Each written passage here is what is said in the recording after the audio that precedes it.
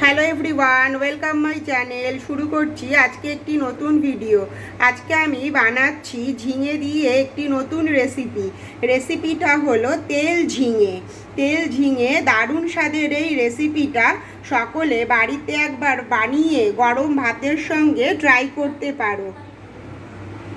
ঝিঙের এই রেসিপিটা বানানোর জন্য আমি এখানে 3টে বড় বড় সাইজের ঝিঙে নিয়েছি। এবার ঝিঙেগুলোকে খোসা ছাড়িয়ে কেটে নেব। এখানে আমি ঝিঙেগুলোকে খোসা ছাড়িয়ে এইরকম লম্বা লম্বা করে পিস করে আমি ভালো করে ধুয়ে নিয়েছি। আর ঝিঙে কেটে কখনো জলে রাখা উচিত নয়।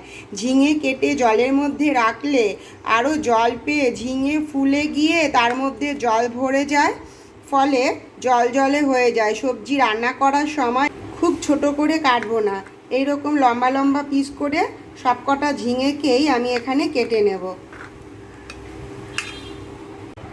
পুরো ঝিঙেটাই আমি এইভাবে ছোট ছোট পিস করে কেটে নিলাম।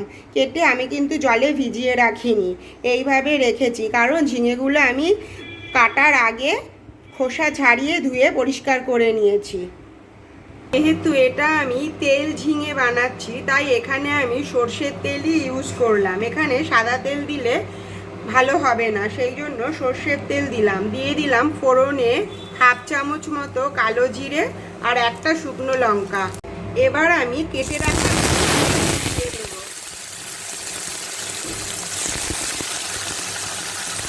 7টা ঝিঙেকে দিয়ে ভালো করে নাড়াচাড়া করব।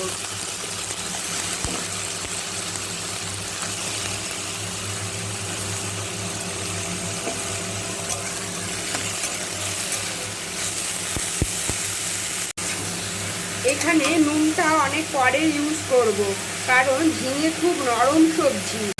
ঝিঙেতে প্রচুর পরিমাণে জল থাকে, তাই আমি এখানে নুনটা এখন ইউজ করব না।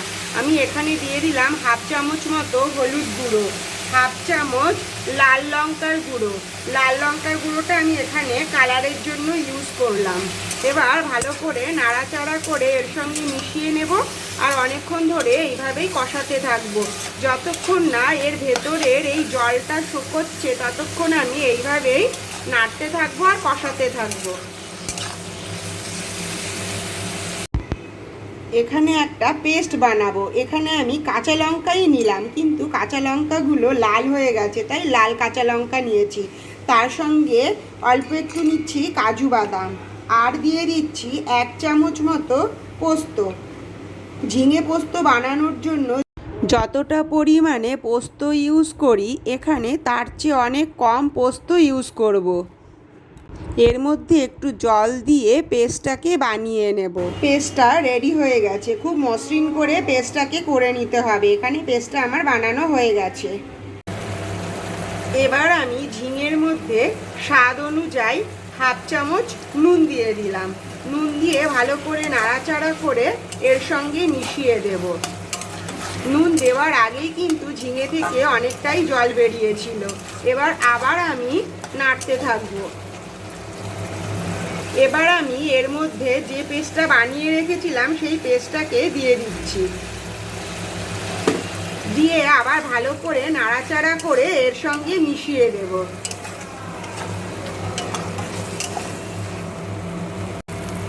কষানোটা প্রায় হয়ে এসেছে। এবার আমি মিক্সির বাটিটা ধুয়ে হালকা একটু উষ্ণ গরম জল দিয়ে দিলাম, 1/2 কাপ মতো। এবার ভালো করে নাড়াচাড়া করে এর সঙ্গে মিশিয়ে দেব। অনেকটা বেশি জল দেব না, কারণ ঝিঙে এমনিতেই গলে গেছে। এই রেসিপিটা মাখা মাখা হবে, তাই এখানে আমি অনেক বেশি জল ইউজ করলাম না। 1/2 কাপ মতো উষ্ণ গরম জল ইউজ করে আবার এর সঙ্গে নাড়াচাড়া করে মিশিয়ে দিচ্ছি। এইভাবে মিডিয়াম টু লো ফ্লেমে রান্নাটা করতে হবে। এটা ভালো করে নাড়াচাড়া করতে হবে, কারণ এখানে কাজু বাদাম ইউজ করা হয়েছে, তাই নিচে লেগে যাওয়ার ভয় থাকে।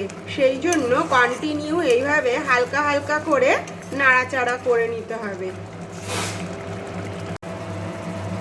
প্রায় কিন্তু হয়ে এসেছে।